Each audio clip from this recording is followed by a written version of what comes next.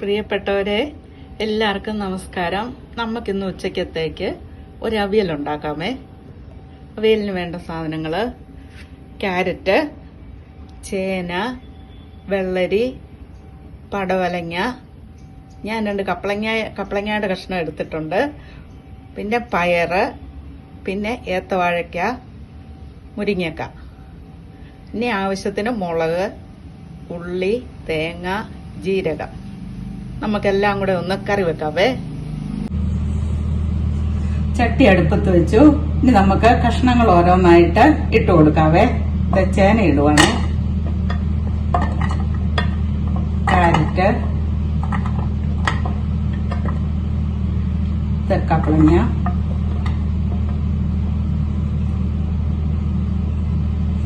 പടവലങ്ങ ഇടുന്നേ, വെള്ളരി ഇടുന്നു, പയറ്, ഇത് ഏത്തക്കായ ഇട്ടു. ഇനി നമുക്ക് മുരിങ്ങക്കായ ഇട്ട് കൊടുക്കാം.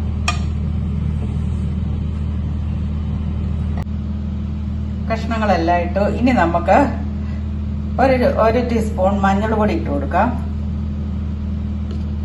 അതുപോലെ ഉപ്പും ചേർക്കാം.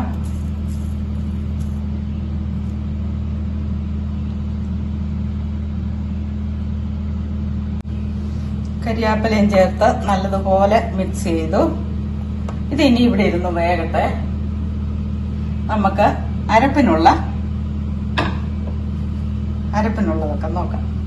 ഒരു തേങ്ങയുടെ പകുതി, നല്ല മുഴുത്ത 3 പച്ചമുളക്, ഒരു 10-15 ചുവന്നുള്ളി, 1 ടീസ്പൂൺ ജീരകം. ഇത് നമുക്കൊന്ന് ഒതുക്കിയെടുക്കാം. അരക്കണ്ട, ഒന്ന് ചതച്ചെടുത്താൽ മതിയാകും. നമുക്ക് ഇത് വേകുമ്പോഴത്തേക്കും ഇത് ശരിയാക്കി വരാം. നമുക്കൊന്ന് തുറന്നു നോക്കാം. നമ്മുടെ കഷ്ണങ്ങളൊക്കെ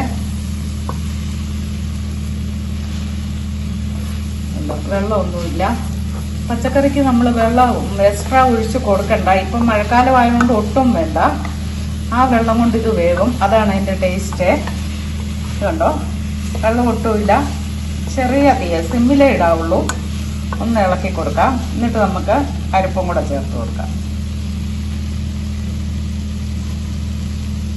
ഇത് പച്ചമുളകും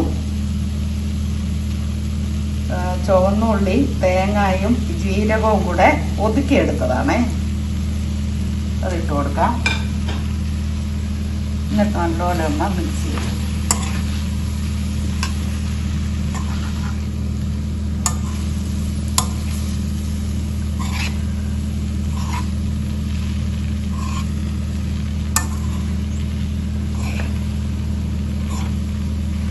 നമുക്കൊന്നും കൂടെ അടച്ചു വെച്ച് ആവി കയറ്റാം. തേങ്ങയുടെ പച്ചച്ചൊവ ഒന്ന് പോകുന്നിടം വരെ നമുക്കൊന്ന് ആവി കയറ്റാം.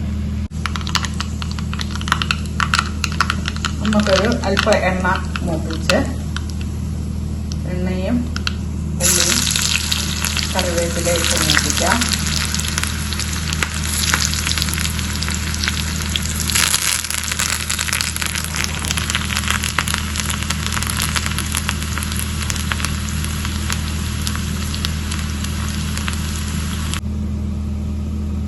നമുക്കൊന്ന് തുറന്നു നോക്കാം.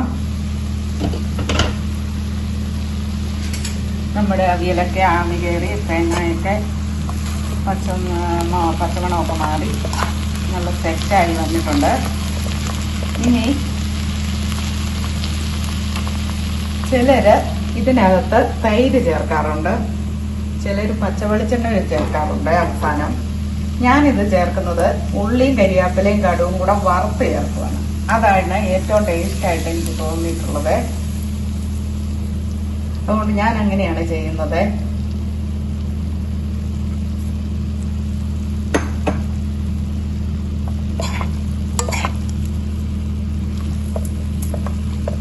നല്ലതുപോലെ അവിയൽ അരിഞ്ഞിട്ടുണ്ട്.